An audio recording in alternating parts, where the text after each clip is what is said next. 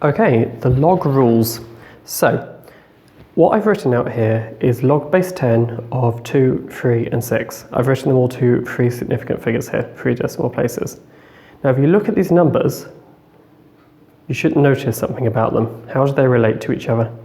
You might want to pause the video now until you spot it. Okay, so if you add this one and this one, it results in this one. Now that's not a coincidence here.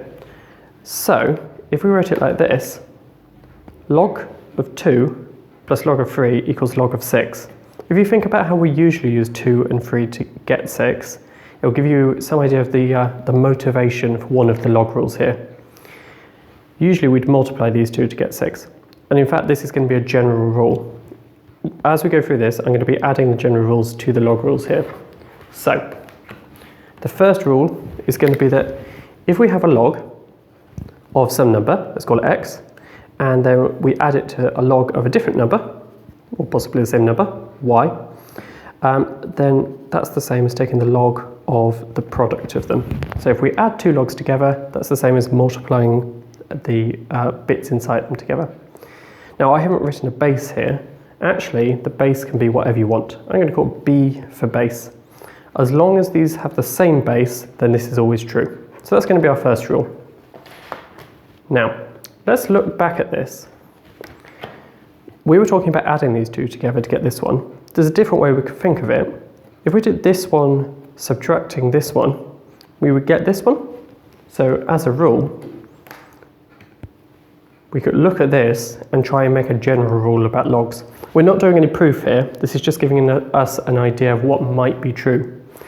This says that if we take away two logs, then that's the same as doing whatever was here divided by whatever was here, which gives us this. Now I've just chosen some nice small numbers, but this works in general.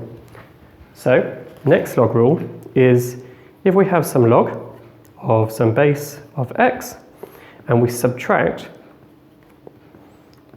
another one like that, then that's the same as dividing the things inside them. So if it's a plus, then we multiply them together. If it's a takeaway, then we divide them. There's going to be one other rule that we're going to learn here. Here's the motivation. I'm taking log base 10 of some numbers, so 2 to the 1, 2 to the 2, 2 to the 3, 2 to the 4. Well, 2 to the 1 is just 2, which we already worked out. That's one of the ones we have before, 0.301 to 3 decimal places. The next one, well, that's log of 4, which I would like you to type into your calculator and work out. And then once you've done that, can you work out these ones as well?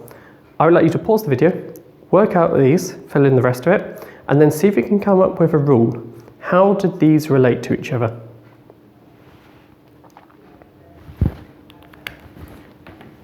Okay, so filling in the rest, we're working out log base 10 of 8 and log base 10 of 16. Well, as numbers, these are all related. We get 0.602, 0.903, and 1.204. Now, looking at those numbers, they're all just multiples of whatever the first thing was. So this one was just log base 10 of 2. This one here is 2 lots of log base 10 of 2. This one is 3 lots of it. And this one is 4 lots of it. Okay, so if we look at how this column and this column relate, it's like whatever the power was, 2, 3, 4, comes out the front, 2, 3 and 4. This is going to be a general rule, and this is going to be the third one here.